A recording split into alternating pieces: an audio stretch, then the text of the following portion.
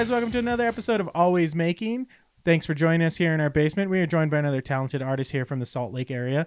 We're going to get into the conversation, but you know what to do first. Like, comment, subscribe. We've got some housekeeping to take care of. We've got coming up pretty quick. We've got Sticker Con, guys. That is going to be on July 5th. At Copperhead Vintage. Thank you. At Copperhead Vintage. Our guest, Ace, here is going to be there joining us. And then we also have Craft Lake City's DIY Fest. That is going to be on August 7th, 8th, and 9th. We're signed up for all 3 days there. We have a couple other shows lined up. We're waiting to hear back. And, we did get the 9th one, actually. I forgot about that show. The 9th and 9th Street Festival. Street Festival, yeah. So that's coming up. I don't remember the dates on that one, but we will be there. We'll be sharing more of that as we get closer.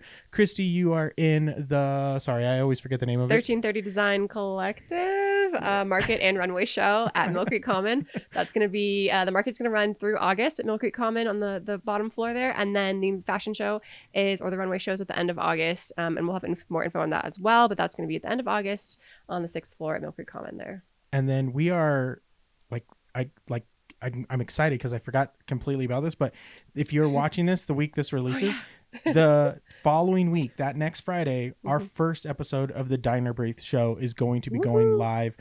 We filmed at Copperhead Vintage. Jacqueline was awesome. We've got a bunch of people talking stickers with us. So go check that out when that comes out. And that's going to be a 2-part. So there's going to be 2 episodes. Yeah. Make sure you check our YouTube channel and watch that. Because it's going to be subscribe awesome. So you guys don't miss that one. And then if you guys want to support the podcast, there's always our Patreon. You can go and join. There's a free tier and there's a $10 tier. That $10 tier gets you 2 stickers sent to your door each month. We have a sticker club membership, and then we've got some other perks that are coming along the way as well. But thank you everyone who supports us there. And social media, you can find us at Steadfast Rebels on all social media handles. But that is housekeeping. We are joined today by Ace, creator of Little Teeth Marks. Hello. Thank you for having me. No problem. Thanks for joining us. Thanks for coming down in the basement and having a conversation about everything you're making. We like to get started with the conversation on how it all started with you. Where did the creativity start in your artist journey? So it started really young. Basically, as far back as I can remember, I've just always had an urge to create.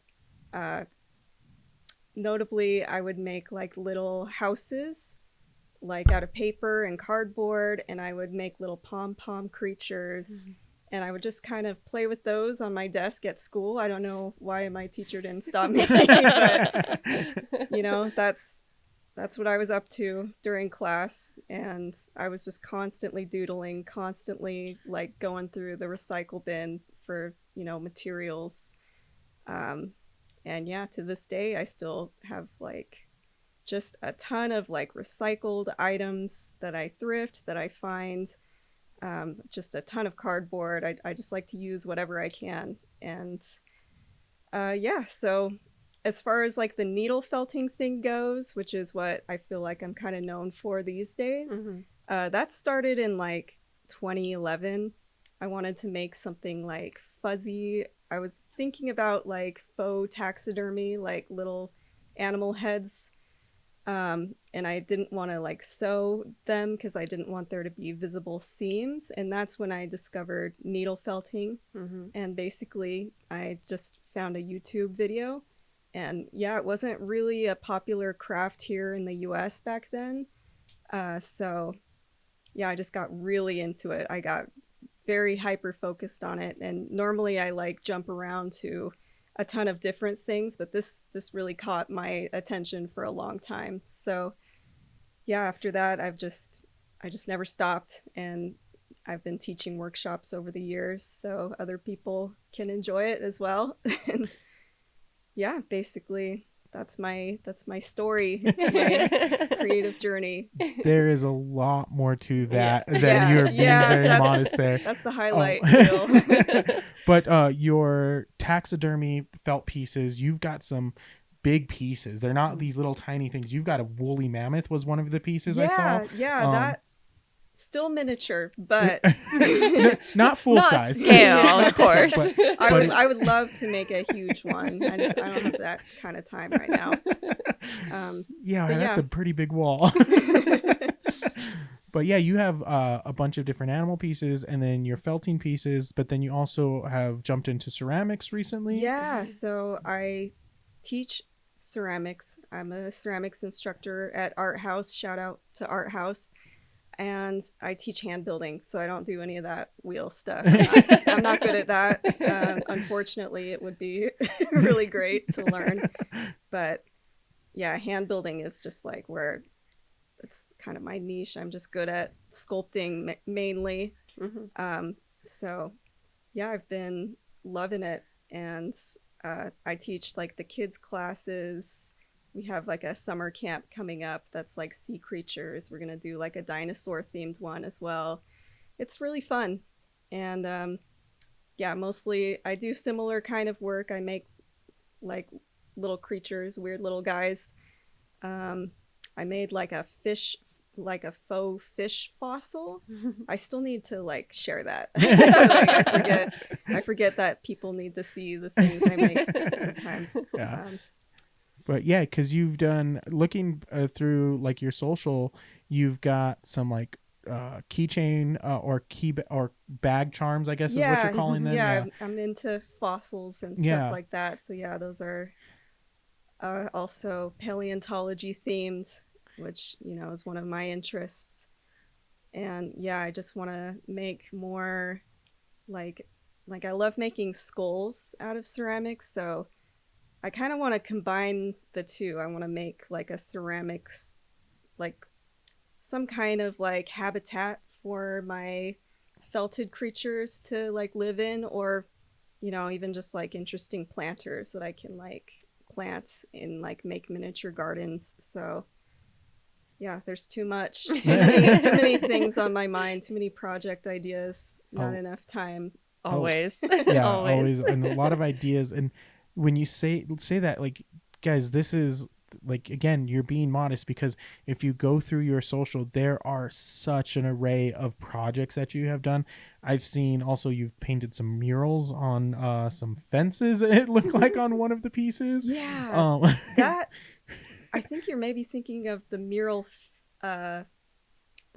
fest. There was like a big board I painted, like a Halloween kind of thing. No, there's all the you're thinking about the big octopus one. Yeah, that was at my friend's house. Yeah. So that was a big piece there. You've got canvas pieces I've seen painted. You've got the felt pieces are, I guess the best way to just kind of describe a majority of them is creepy cute. Yeah, exactly. And that was the name of my first solo show. Okay. At the BDAC, which is like the Bountiful Art Center. So yeah, that's kind of the vibe that I go for. That those two words describe it pretty well. I like to toe that line. Yeah, because explain it to the viewers out there, there's very unique creatures that aren't, I guess, of like what you would see normally in the world. Is that? No, yeah, I love making like a hybrid creature with kind of like otherworldly properties. So one of my creatures is like a fur snake. So I don't know if it's like a furry mammal-like creature that lost its legs over time. Like, I don't know what the speculative evolution is for it exactly. I'm still finding it out as I go. I feel like I'm like a researcher for my own like creatures. So yeah, that was a big piece, and I don't have it anymore. I had to throw it away because sadly a squirrel died in it. So wait, rest in peace to the squirrel. Well, But- hold on. No, this is not making a lot of sense. Ow. We might need some backstory on that one. Yeah. What happened? I built this sculpture, this like big furry snake creature. It was one of my largest sculptures, I think. And yeah, after the show, it kind of sat in storage. Oh, okay. And yeah, a squirrel got squirrel in got there. it. Oh no. But that was a very creepy and cute sculpture. That's where this all like started, I think. So squirrels are cute and death is creepy, and it all ties together. It's together. It's on brand. So I like to talk a little bit that we kind of shared some of your history of what you're making and all the different mediums you play in, and we haven't even touched all the mediums. There's more that we haven't even touched. But you started an Etsy shop first, or did you do markets first? Yeah, the Etsy came first. Back in like 2011, I think. And yeah, I still have my Etsy. It's just the Etsy is a little tricky these days. Yeah. So yeah, I prefer selling at markets because you get that like in person, like you get to see who takes it home. It's like way more personal. And when did you do your first market? My first market was Craft Lake City in 2013, I believe. Or okay, so... it might have even been the very first Craft Lake City in 2012. Wow. That's so long ago. But yeah, I'm pretty sure it was either that or it was like a bountiful market. Like I think I might have even done like 2 in 1 year. It might have been like the Bountiful Summer Fest, which is like a kind of a global festival. Okay. And yeah, there's like dancers from all around the world and also like art vendors. So that could have been the first one as well. It was one of those two. Yeah. So yeah, you've been doing markets for quite some time then. We can basically say you're a veteran of it. But yeah, it doesn't always feel that way because I've been doing things the same way this whole time. I need to maybe up my game a little bit. But when it comes to markets, you've seen a large array of different things. And over the years, since you've been around since 2013 doing markets, you've seen a change in the marketplace and kind of seen a lot of different people come and go. Like, how has your experience with markets been over that time? You know, like some things don't change, but yeah, that like there has been like kind of an explosion of different markets to like sign up for. Like there's never been this many that you can do. There was always like a select few, at least that I knew of.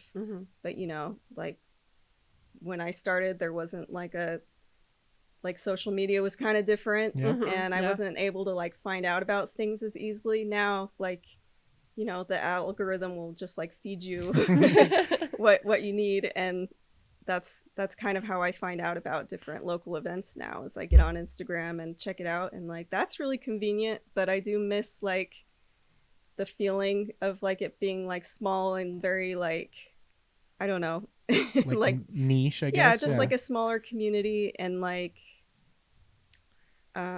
it wasn't so oversaturated, I guess. It wasn't so competitive, maybe.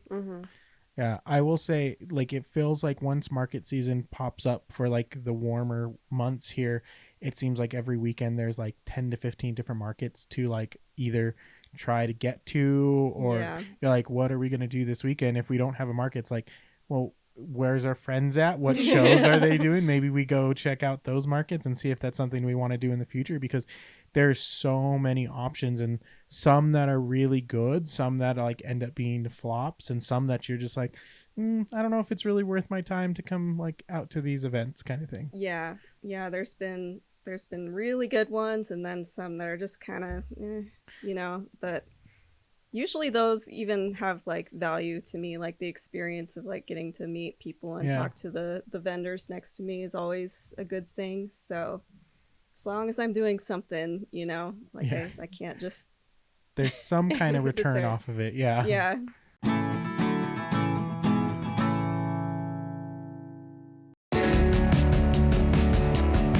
Hi guys, it's Acadia from 111 Threads. Yeah, that new shop in Sugar House, a place where you can find alterations, clothing repair, upcycled fashion, and tons of local artists. Come in Wednesday to Saturday, 11 to 7 p.m. at 1956 South, 1100 East, across from the Sugar House Post Office. You can also apply to be a vendor, check alterations bookings, and more on 111threads.com. Be sure to check us out on our Instagram at 111.threads. Thanks for supporting local artists, and I'll see you in the shop soon. We'll get back to the episode real quick, but in case you haven't heard yet, we started a Patreon to help support the podcast with 2-tier options to choose from. We're telling you this because we're starting a new segment on the show where we're taking questions from our patrons and answering them right here with our guest. This will be available for both paid and free members, so head over to patreon.com/steadfastrebels to sign up and support the show, or follow the links in the description. Now back to the show. With your market experience, how many markets are you doing like a year? So I used to do more, but now it's like I'm really scaling back. Like I probably do like 5 at most these days. And yeah, this year so far I've only done like 3. Yeah. It's kind of those core ones that you really enjoy doing. I'm just kind of more choosy about what I want to do, and some of them are just like too expensive. Yeah. So That's also another thing to take in consideration. Like I have to make sure like I can make back that booth fee. Yeah, that's definitely a deciding factor for us. It's like can we make that booth fee back? Probably, most likely. But then what else are we going to profit off of that? Like if we're just paying for a booth fee, is it worth our time to necessarily go to those shows when we could potentially be working on our art instead of like trying to sell our art kind of thing? Yeah, and like sometimes it's kind of tricky to price things because people are used to buying very cheap items, and when they see something that's handmade, they still think like it should cost like $20. Yeah, and it shouldn't, but yeah. And it's got to be worth your time in that same sense as well. But we were talking off camera before we started rolling here, like the time to make some of your pieces like can take some time. Yeah, the needle felted stuff takes the longest, and it's just all made of hair, so each strand of hair needs to be in place. And and I mainly use one needle, so you can have tools that have multiple needles, but I just like prefer the one. I just prefer one. I have more precision and control that way. And I even got like a felting gun that just like pokes like really fast, and it kind of scares me. I was gonna say, I feel like I would hurt myself. I'm a little afraid to use it. I think I would just use it on like large like kind of tapestry like things to do like the background mainly. But now I have that, so there's no stopping me there. But the small like handmade things, even something that's just like a few inches, can take me several hours. So I kind of have to price it accordingly, and I have in the past priced these things really inexpensively, and just kind of like I don't necessarily regret it because like I think the people enjoy having it, and it, I do want art to be accessible because I can't buy very much art, so but I am starting to realize, well, it is kind of a luxury item in this day and age, or it definitely is, but it's tough out there. It does make it as that starving artist like stereotype kind of situation. Yeah, I was always told that's what would happen if I became an artist, and I ate a full meal today. So. Yeah, it's doing what you love, and that's what really comes down to it. If you're enjoying it and continuing to do it, like the return is gonna be there at some point and kind of thing. And so and also as we started, like we didn't know how to price our stuff. Also, we have that artist and imposter syndrome kind of thing, and feeling like, oh, is someone really going to spend $20 on this, or is someone really going to spend $50 on this? And you're like, oh wait, people are buying this stuff. Oh, okay, they like my stuff. Oh, and then but you still have that like, oh, is it really worth that much? Yeah, because like it's hard to get through that. Yeah, we do the same thing. Like we have all the art on the wall from artists, and like it's just growing for us, and it's super fun. But it is always hard sometimes when you're like at a show and you're kind of figuring out, do I have an extra like $30 to spend on a print like this week? Or do I have to pay for the electricity bill for my studio? Okay. Yeah. You make those choices, and you really do want to support the artists out there. But I think that's what's so cool about the community here is there's so many people who want to support, like seeing and doing all the shows and everything. There's so many people that come through, and I don't care if they don't always buy from us, but if they're supporting other artists and I'm seeing their bag full of stuff, it means people really want art. That's, I think, one of the coolest things about being at markets and at shows and seeing how it all kind of plays out. Even if it is a slow show, there's people there wanting to support the arts. Yeah, it does always feel really good to, even though I really like am sad to see some things go because Yeah. I get kind of attached to things. To see people's like delight when they see it and like how badly they want to take it home, like that's priceless. Yeah. It's really, like you said, it's hard to put a price on that because I mean it's something you don't get from a click online. It's something you don't really get from like an Etsy sale necessarily, but like in person, that like is a high. I always like to tell people it's kind of a drug kind of thing because you get that like really cool high after a show. You're like, oh my God, like this was so awesome. I want to make more stuff. I want to do more things. When you're doing shows, how much like prep work do you do to like get ready for a show? How many like pieces are you bringing out? So I always have like in storage random stuff I can haul out from over the years. So I'm glad I have that back stash. But yeah, I like to bring out new things every time if I can. So I'll like do like a new little series that has maybe like 10 items. And I like to bring like a variety of things. So I'll bring like little sculptures that are all kind of like in a theme. When you say sculptures, you mean like felt sculptures? Yeah, like okay. felted sculptures and, lately like ceramic figurines as well.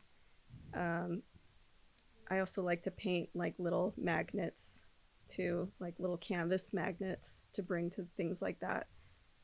And yeah, I'll have like 3D work and then I'll have like flat, like felted tapestries. Occasionally I'll have just random drawings that are in like a pile that people can look through. So my setups are not glamorous.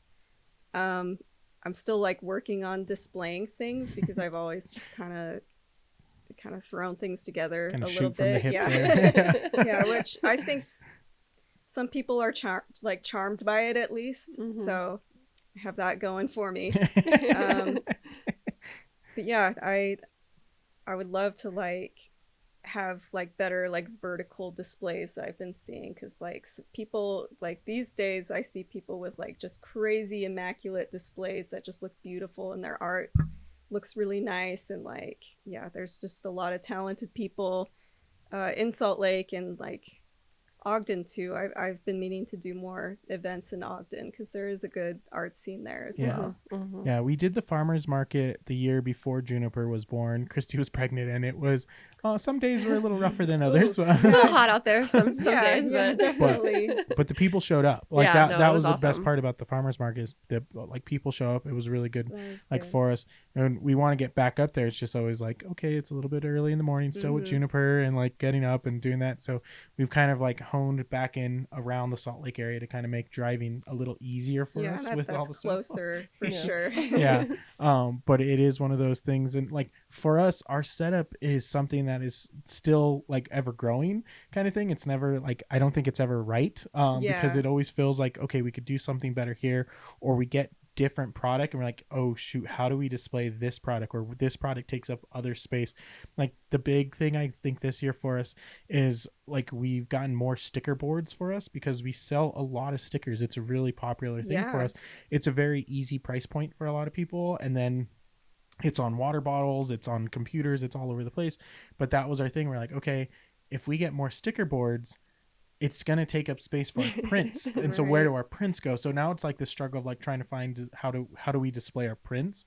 But it's been 5 years. It'll be 5 years this year for us of doing markets. And it's like, at not like where we started from and where we are now has like leaps and bounds, but it still feels like we're doing something wrong. And it never feels I wonder right. if a lot of people feel that way. Yeah.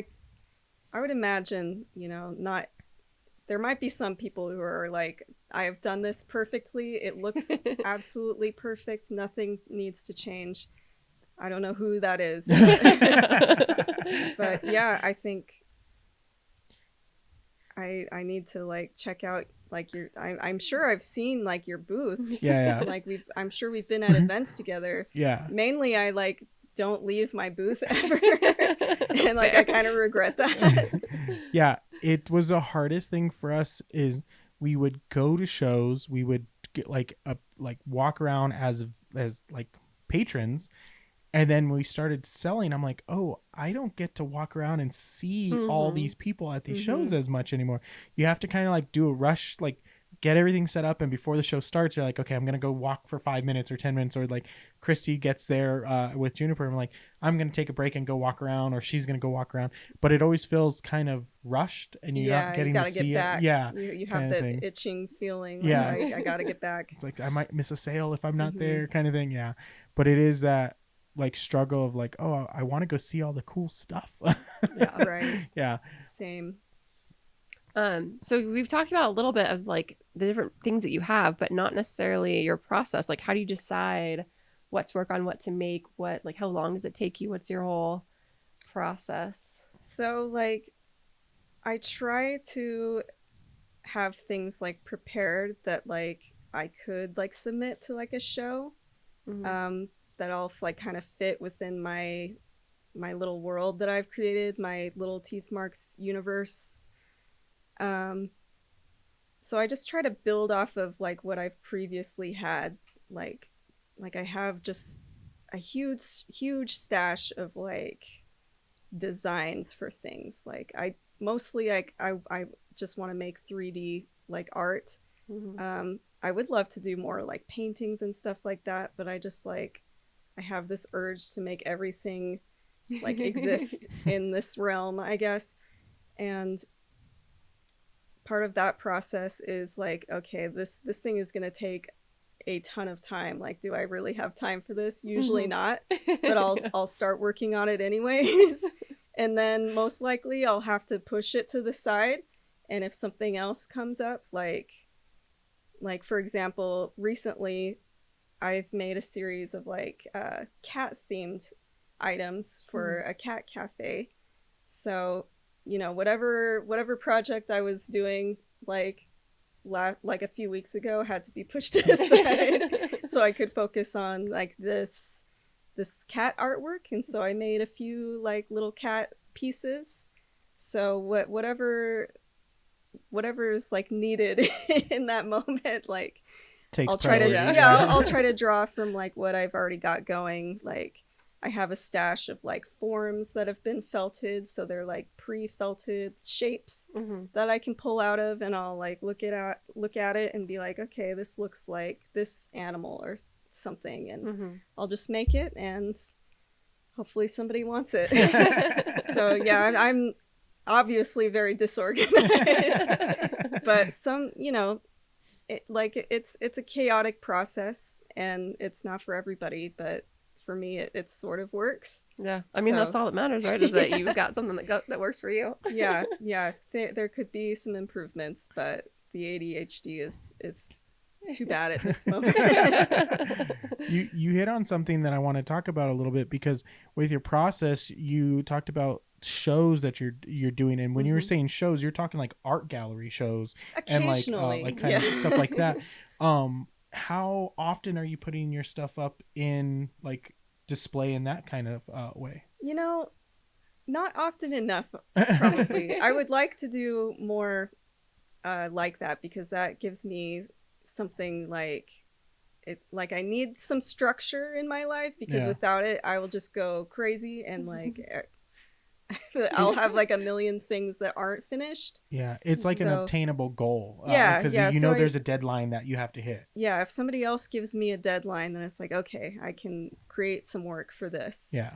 And that's very helpful at times. So yeah, I try to like keep track of all of my ideas in like various binders. and like I have like one for illustration, one for like sculpture, and like of course as I've moved everything's been jumbled up. Yeah. So there needs to be like a very thorough reorganization process, which occasionally I can pull off. Like there's been times where I have been able to really like organize things in a way that works for me. So yeah, like yeah, my process is still a process. It's a work in progress. I'm still figuring it out after all these years. I feel like that's most things though. I'm also always like reorganizing or trying to like rework things. And yeah, I think like we mentioned, like same with our booth, it's always a work in progress. I don't think we'll ever be like, yeah, we're done, we're good. Yeah. When we like laid out the space here, like our workspace, we like had like grid paper. We like gridded everything, measured everything off, and we're like, this is how it's gonna be. We're gonna use it like this. And then we went to go buy the stuff to like build up everything, and this was like COVID era where like everything was kind of limited on what you could get, Right. and everything was that we wanted was sold out besides like maybe one piece. Ooh. And we're like, oh, Scratch that. yeah, what do we do now? And then we kind of like started piecing together a couple pieces like that we like found or like, and we're like, okay, it's not going to be perfect, but like this, we're going to make this work. We're going to like go through and so it feels like we're always kind of adapting to the projects that we're working on. It's never like done in that sense. And it's Yeah. always like, oh, we can use a new tool or we can get rid of a tool. We can figure something out in that sense. I want to talk a little bit more about your show pieces, because you take the show that's coming up for you and you work towards that goal. Like those are some pretty big pieces from what I could tell from your social stuff. I mean, the furry worm or furry snake, sorry. Yeah, no. Like how long do some of those bigger pieces take you to get like ready for a show like that? So I wish I did keep track, because that would be helpful, because I get this question so much. I'm like, I don't know. But just a lot of hours, like many hours. And at the time that I was preparing for that particular show, the Creepy Cute show, I wasn't doing anything besides like working on art. So like I was married at the time, and my husband, he was an electrician. So, you know, I was able to work on my art like kind of full time at that point. So yeah, I just lost track of all time. Time did not exist for that, like those months that I was working. So, and that wasn't the only like time consuming piece from that show. Everything in that show was like upwards of like 40 hours maybe. Yeah. Oh my goodness. Because I just, yeah, I just like lose track of time, and I like hyper focus on those little details for like what seems like forever, and I love it. It's so fun. When you're working through your pieces, are you working one piece at a time, or are you? No, okay. I am hopping around like like a like you rabbit. get something over here. You're like, oh, if I do this over Yeah. here, and then it's like, oh, wait, I thought about doing the eyes over here or something like in that sense. If I leave a room, my brain is wiped clean, so I won't know what I'm doing. I'll come back in, work on something else for a few hours. So that's why I've been wanting to do process videos, and I'm like, this would just not look like anything. This would just look like a mad person just running around the room. But I mean, to be fair, that's a process. It's a process. That's true. Yeah. It's Just make it a really wide shot and then yeah. Time lapse and just go like show day night as the days go by. Yeah, maybe there's an audience for that. I would hope so, because that could be good. I have taken some process videos that I've just never uploaded, because it doesn't lead to anything, because it's just like tidbits. You can go the streaming route and just go live stream for hours that you're working. There's an idea. There's people out there who would watch you felt. Yeah, I watch people felt, so so why not, right? Right. You just set a camera up and then just do your thing and forget they're there. Yeah. With that, I want to know, because like I said, some of your pieces are pretty large. How much material do you go through on some of these bigger pieces? So I try to like make sure that I'm not using too much, you know, like if I'm felting something, what I'll do is I'll use like a core wool. So that's like a less expensive wool. It's like really kind of in its raw state. I mean, it's washed, but it Yeah. still has like vegetation in it. So it's like not the highest quality wool. So that's what like I'll put on the inside of my pieces and to make like the base form. And then I'll use like higher quality fibers on the outside. So that's one way I can kind of make sure it's not like crazy expensive. So I like to find like workarounds like that. And like with the big snake piece, you know, it's just like a giant stuffed animal. And, you know, I'm pretty thrifty. So I try to find coupons like back when Joann's existed. Right. Like rest in peace. Right? Straight to the heart. Straight to the heart. Yeah.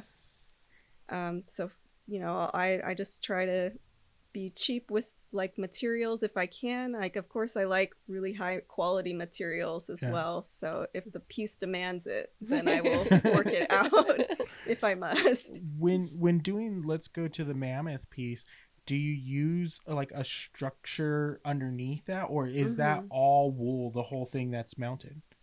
That one probably has just like a very simple armature in it. Okay. So I think what was inside of that one was wire, like aluminum or steel wire with foam over it. Okay. So you can buy armature wire that kind of just has like a really thin sleeve of foam.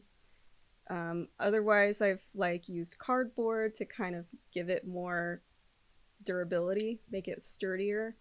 But mainly it's like once you felt it enough, it's like a really solid, like firm piece of felt. So if I want things to be movable, then I'll definitely add like wire to the inside. So yeah, that's felting it's very straightforward. It's just like you take the wool and you poke at it, and you know the armature making is like probably the most complicated part. You're basically making the bones of the piece.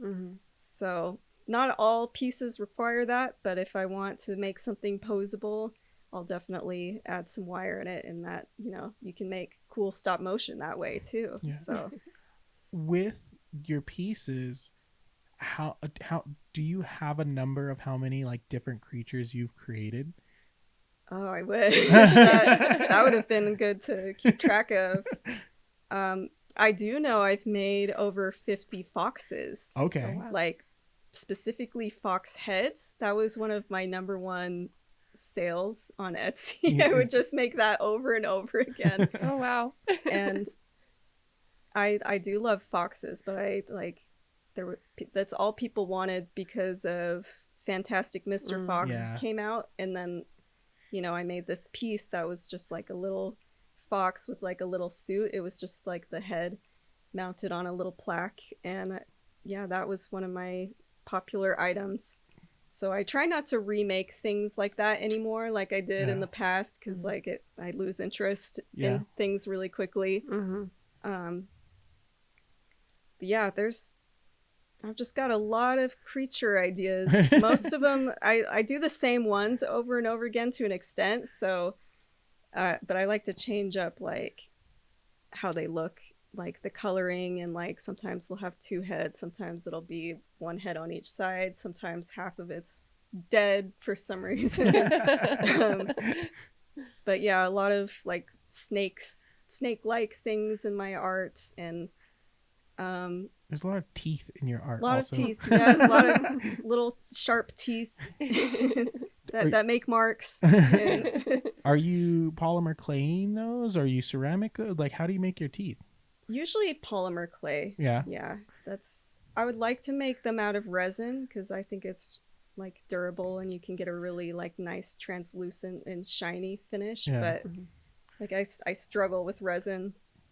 It smells really bad too. And yeah, I just like, I've used it in the past and I've like had some really bad fails with it. And one time I was using UV resin and it made me really sick because I didn't cure it like properly. So you gotta be careful with that. Resin's one of those things where we have a few pieces we've tried to mess around with, but we've never really like dabbled too deep into it because I'm like, this just seems like so much. I hate the cleanup, and it's really. I feel like it's really hard to work with. I also struggled with it. It's tricky stuff. So all you resin artists, what is your secret? Yeah, hats off to you.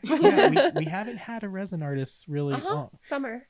Oh, that's right. Yeah. We have all her jewelry pieces are all resin. That's right. They do a lot of resin. We talked a little bit about it there, but we need some more resin people on here and get a little bit more secrets out of them. That's really it's a skill for sure. With that, like, are you like? I guess how do I ask this? The like sourcing your like materials and your stuff and things like that, especially now that Joanne's like is gone. But like, is it a lot of it like upcycled stuff, or do you get a lot of stuff that is like with your wool and things? Because I know there's some people who take like old wool like pieces and can recycle it. But how are you sourcing a lot of your materials? So there are some like Etsy shops that I've been getting wool from pretty consistently, and I kind of buy certain colors in bulk that I use a lot of, but also sometimes people just give me like bags of fiber that they get various places. Like I've had a few people give me alpaca, like a just box random of it. alpaca. Yeah, and it doesn't felt up quite as well, so I don't really know what to do with it. But I'm sure I can felt with it. I think it just takes a little more effort. A different type of technique. Yeah, maybe. Yeah. But yeah, you know, I source wherever I can find it. Like certain fibers are really good for like making like manes, like horse manes, and I'll use like horse hair for like whiskers. So, you know, I love to just like gather things too. Like quite a while ago, I lived near a farm, and I used to make these like these arrows that were like hairpins, and I would find just feathers on this farm, like the farmer said I could. So I would collect like the turkey feathers, and I would go home and I would wash them, and then I would like cut them and do the fletching on the arrows. And so that's always really satisfying, is like kind of finding my own materials. But yeah, mostly like if I can thrift things, I'll do that. Like I love finding like wool sweaters that I can felt things onto. Yeah, like recently I just got like a bunch of like wool like clothes. So if you need any like wool fabrics, I have a whole bunch of it that I don't think I can use all of it. So if people find out like you have a craft, sometimes they'll just like offer you things that they're trying to unload. So I kind of hoard stuff. So over the years, I've just collected like all kinds of trinkets and like weird stuff that I can use in my art. Like, I don't think we've had an artist on here that really isn't a hoarder of some sort. Yeah, no, I imagine that's the case for a lot of us.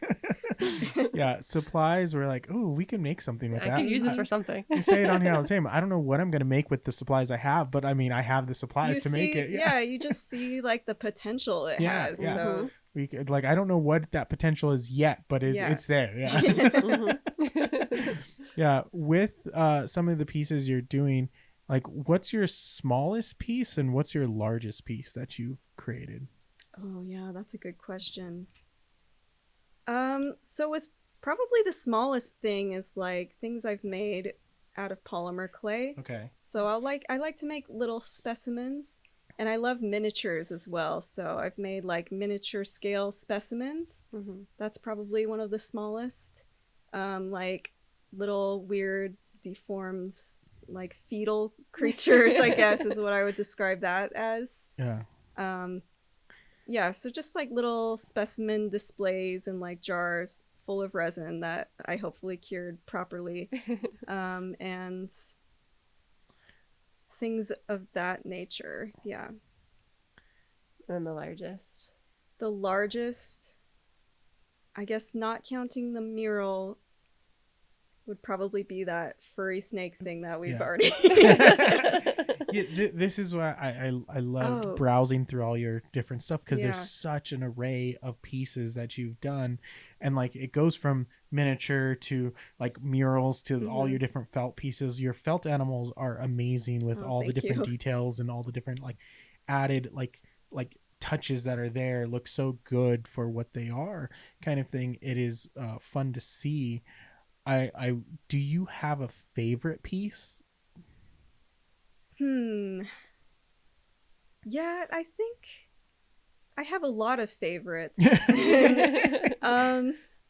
One of them is like, actually one of my friends has this now, but it was like a little, it looks just like a little dog, like those gremlin looking like pug dogs. They're not pugs, but I can't remember what I know they're I know what called. you're I know what talking you're about. I talking know about, what too. type of So dog. it kind of looks like that, and it has a third eye, and it's in kind of like a bird cage, and it's just a funny little thing. And I got like attached to it because it looks like just an animal you would find at a shelter, like a dog that has mange or something, and like you feel kind of bad for. Kind of like when Lilo adopted Stitch, right? Yeah, exactly. Yeah, I love that movie. And yeah, and I have a few pieces that are similar to that are just like I called this series caged creatures. They're like creatures that have like outgrown a little cage that they were in, so their limbs are sticking out of it, and like I had to felt it inside the cage, so I just kind of felted it through the wire. And yeah, those pieces are probably some of my favorites. Some of them are like in a crate, like poking out, so you can't fully see what it is, but just kind of, it's like you feel a little bad for it, but you like are a little scared and unnerved by it as well. It's also kind of cute, kind of. Yeah. Exactly. I want to know, because you've done so many markets, is there interaction you've had with somebody who's like coming through your booth or buying your stuff that like really sticks out to you? You know, my memory is bad, but I will say overall, people have been so nice. Like sometimes people, like a few people will say kind of mean things. They're like, I could do that. I'm like, okay. I mean, yeah, Okay, sure. sure you go could. ahead. Yeah. That like Or like they don't quite understand like why this fuzzy little thing is like so expensive or whatever. But mainly like people are so supportive, and they'll just like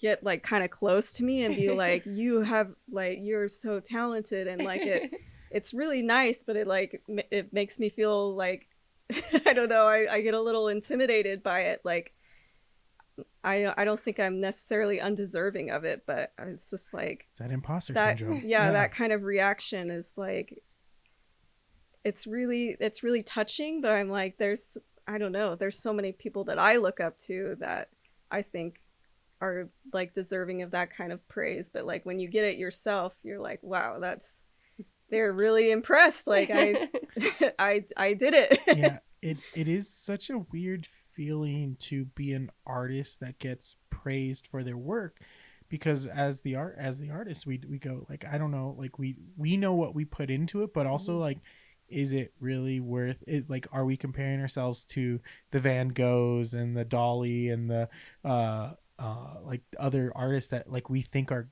great, but like, did they suffer the same type of like mental block of like, oh, I'm doing great work? It's like till they died and everyone goes, oh, this is really good work. Like, because that it's always one of those struggles where I'm like, are people gonna remember these pieces that I'm doing, or like, is it just a phase?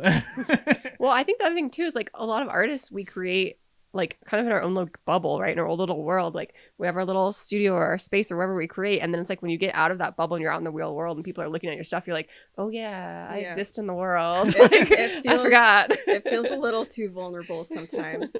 Yeah. At least that's how it feels for me. Like I have my like sewing space and I'm in the zone and I'm there. And then when I'm out in the world with things that I've made, I'm like, oh wait, people are looking at this and they're looking at me. What? Yeah, it always shocks me when people tell us they listen to the podcast. I'm like, wait, Yeah, right. Every there's time. actually people on the other side of that camera, like, or on the other side of the audio they're No, listening. we're just in our basement making it. Yeah, we're just having fun conversations with all these cool artists and everything. I forget there's people who actually listen to this. But I do want to give you an opportunity. Is there some events or anything like that? I know we talked about that you'll be at StickerCon on the 5th of July, but is there other stuff you've got, like shows or workshops? We haven't even talked about the workshops and everything. Yeah, well, I'm stoked for StickerCon, of course. So the art stroll in Ogden, I'll have some pieces at the House Cat Cafe. Say that 5 times fast. So that's a new cat cafe in Ogden. It's really cute, and I'll have some cat themed felted items in there. So check that out. Check out the art scene in Ogden. And as far as workshops go, I don't have any like coming up as of yet. But yeah, you can check out my Instagram. Usually I'll be posting about that. I just had a workshop. It was like a ceramic planter. So most of my workshops are going to be at Art House, and sometimes I'll teach them elsewhere on occasion. But yeah, I'm a little busy this summer with like kids camps. So that's what I'll be doing mostly. So doing ceramics, making all kinds of silly creatures with kids. And then I have my hand building class for adults as well at Art House. And that's always a good time. I'm always looking to bring new people into my class because like people aren't as interested in hand building, I'm finding at the ceramic studios that I've been to, and like they want that ghost experience. Yeah. that must be it. Everyone wants the pottery wheel. That must be it. Yeah, it's not quite the same when somebody's helping you hand build. It'd just be a little irritating. Do you have a piece of advice you would share with people that are looking to get started in the art world, whether making the stuff you make or just starting their own artistic journey? So I'm going to go against what a lot of people say, or what I've heard people say, which is to find one thing and to stick with it. You can do that, and that is like really good for some people. But if I wasn't trying everything all the time, like if I didn't like try so many different like types of art, I don't think I would be making the type of art that I'm making now. It wouldn't be so like, I don't know, I guess like varied and developed. Yeah. And learning new skills, like really I can pull all of those skills together and make something really unique. So try lots of different things, and you don't have to stick with a niche. You don't even have to stick with a style, because it's important to be recognizable, but you can do a lot of different stuff and still have your art. That's what your branding's for, is to be recognized. Yeah. Like your art can still have like a theme or like something that pulls it all together. I mean, that thing is just you. The fact that you made it, it's got your name on it. So I don't know, maybe people don't like that. No, we I think agree. I think it's important to try lots of different things, and I don't know, I just see it so much advice on social media, and it's all about just like finding a recognizable brand, like you're saying, and like streamlining things. Yeah, and find like, your niche. Yeah. A lot of the social media things I see out there is all these marketing tips and how to grow your market and how to do this stuff. It's not artist tips. It's not artist help. It's not being creative, because you get stuck in this thing. And I think that's what people run into a lot, is the burnout, because it's like you're not playing in this range of creativity. You're so hyper focused in being, I need to do this because this is what makes me successful. And then they're out of this creative world in 6 months because it's like, oh, it wasn't working fast enough, or I got so burnt out doing the same thing over and over. I think having a range of skills in your art world makes you so much more of a dangerous artist because you can like apply things you learned from like resin making, polymer clay making, because if you didn't do all the things you've done, your sculpting would not be as skilled as it is today, kind of thing. If you didn't play around with these other materials, like you would not know how they react with what you're doing today. So it's so huge, and I think your advice is spot on for any artist looking to get into it. Is don't pigeonhole yourself to one thing. Play around with different mediums. Yeah, and you don't have to be a brand. Like you can be a human person. Yeah, exactly. You can be you, kind of thing. That's the reality of that. I want people to go find your social and like peruse all of the cool stuff that's on there. Where is the best place they can like check out all your stuff? So the most, like probably Instagram, which is just at Little Teeth Marks. You can check out my Etsy. Occasionally I'll, post some, list some things on there. There is some things on there right now, guys. Yeah, still working on a website. So that'll be up soon, pretty soon. Awesome. But yeah, we really appreciate you coming down and having a conversation with us and sharing all your fun knowledge and everything that you've got. Yeah, well, thank you for having me. It's been delightful. Yeah, no problem. Yeah, the time flew by very quickly. Yeah. So, but guys, that's going to do it for the show. We really appreciate you guys tuning in and watching. And if you guys know any artists in the Salt Lake or Greater Salt Lake area, please send them our way. We'd love to have a conversation with them. If you want to support the show, you can check out our Patreon. Links will be down below. You can sign up for that. There, like we said earlier in the episode, there's a free tier and there's a $10 tier that helps support what we do. We don't make any money off of this show, and so that's one way you can help.